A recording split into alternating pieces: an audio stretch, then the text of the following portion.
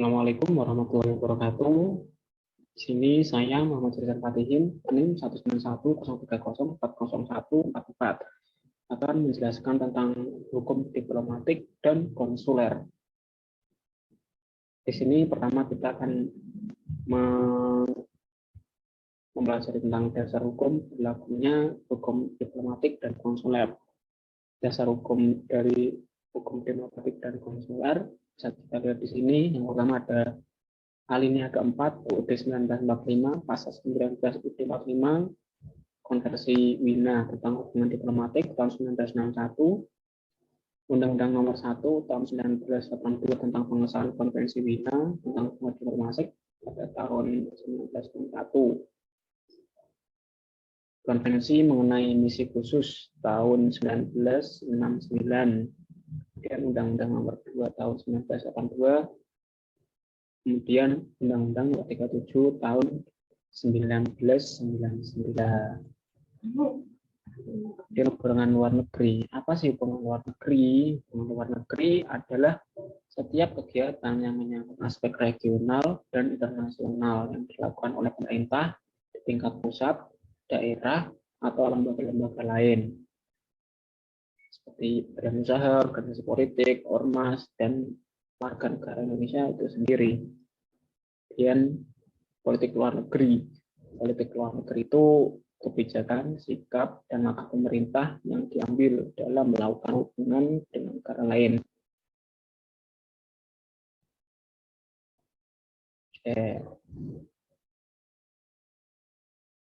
Penyelenggaraan hubungan dan politik luar negeri untuk presiden.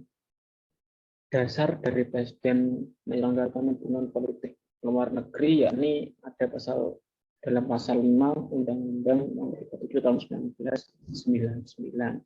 Di dalamnya presiden dengan persetujuan DPR dalam hal menyatakan perang, membuat perdamaian dan perjanjian dengan negara lain.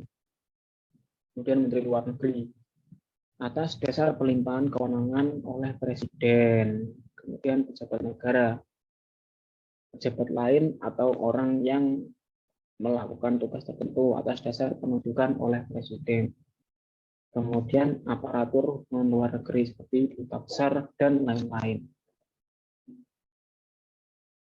Nah, tujuan dibentuknya misi diplomatik yakni yang pertama mewakilkan negara pengirim di negara penerima, melindungi kepentingan negara pengirim, melakukan negosiasi atau perlindungan dengan negara penerima tersebut, kemudian memperoleh kepastian dengan cara yang sah tentang keadaan perkembangan negara penerima yang kemudian akan dilaporkan oleh negara pengirim.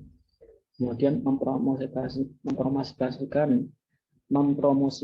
hubungan yang bersahabat antara negara pengirim dengan negara penerima.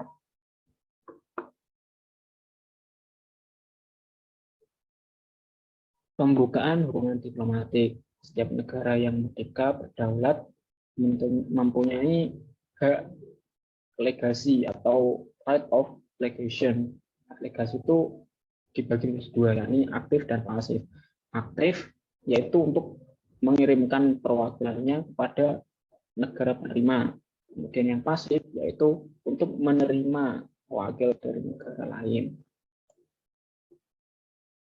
Dijelaskan pasal 2 Konvensi Wina tahun 1961, pembukaan hubungan diplomatik antar negara-negara dan pembukaan perwakilan tetap diplomatik dilakukan atas dasar kesepakatan. Kesepakatan tersebut harus berbentuk dalam hubungan diplomatik dan kesepakatan untuk membuka perwakilan tetap. Pembukaan hubungan diplomatik dengan suatu negara dan pembukaan perwakilan tetap dalam suatu negara merupakan dua hal berbeda. Suatu negara dapat membuka hubungan diplomatik, tetapi belum tentu langsung membuka perwakilan secara tetap. Klasifikasi dari pejabat diplomatik.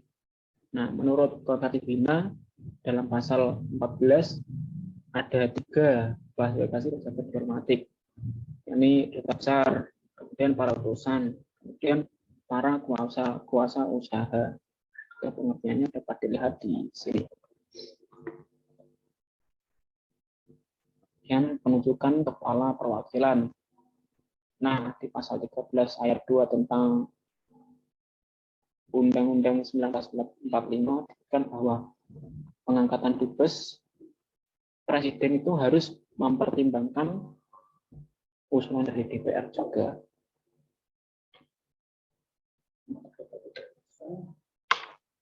Kemudian berakhirnya misi diplomatik. Menurut pasal 43 Konvensi Wina, berakhirnya misi diplomatik seorang staf perwakilan, yakni karena adanya pemberitahuan dari negaranya kepada negara penerima bahwa tugas darinya itu sudah selesai. Yang kedua, pemberitahuan dari negara penerima bahwa negara penerima itu menolak untuk mengakui seorang pejabat diplomatik sebagai anggota perwakilan.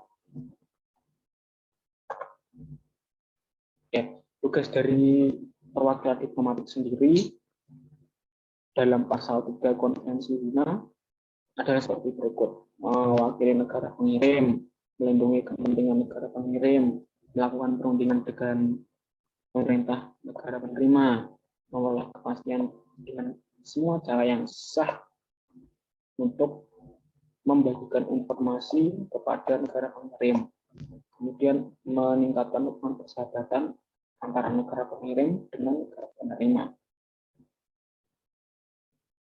Hak istimewa dan kekebalan diplomatik.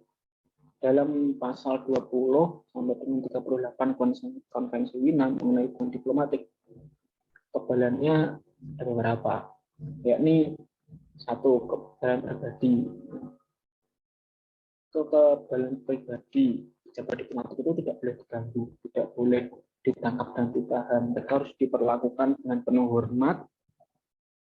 Negara penerima harus mengambil langkah yang layak untuk mencegah serangan atas kebebasan diri dan martabatnya. Kemudian kebebasan bergerak bepergian, mengizinkan dan melindungi komunitas yang bebas, bebas dari pajak dan cukai, kebebasan dari kewajiban dinas dan militer, dan kekebalan yurisdiksi. Konsul, kan ada diplomatik dan konsul. Konsul itu apa? Konsul adalah suatu agen di suatu negara di luar negeri, bukan merupakan agen diplomatik yang bertujuan untuk melindungi kepentingan komersial negaranya. Selain itu, menjalankan tugas seperti membuat notaris, mengeluarkan paspor, mengurus perkawinan, dan melaksanakan yurisdiksi di seluruh atas awak kapal miliknya.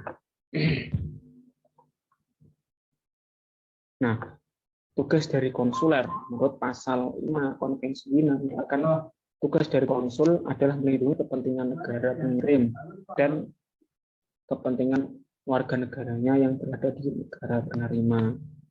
Seperti ini. Penggolongan pejabat konsuler. Yang pertama ada konsul jenderal, kemudian konsul, wakil konsul, agen konsuler. Hak dan keistimewaan konsul. Kekebalan yurisdiksi konsul tidak seluas wakil-wakil diplomatik. Kebebasan dari kewajiban menjadi juri. Hak untuk berkomunikasi secara bebas dengan warga dari negara pengirim. Kekebalan atas surat-surat arsip resmi. Dan selanjutnya, perbedaan antara duta dan konsul. Yang pertama ruang lingkup tugasnya, kemudian kekebalannya, kemudian surat pengangkatannya. Seperti itu. Oke, menurut saya cukup. Kurang lebihnya mohon maaf. Assalamualaikum warahmatullahi wabarakatuh.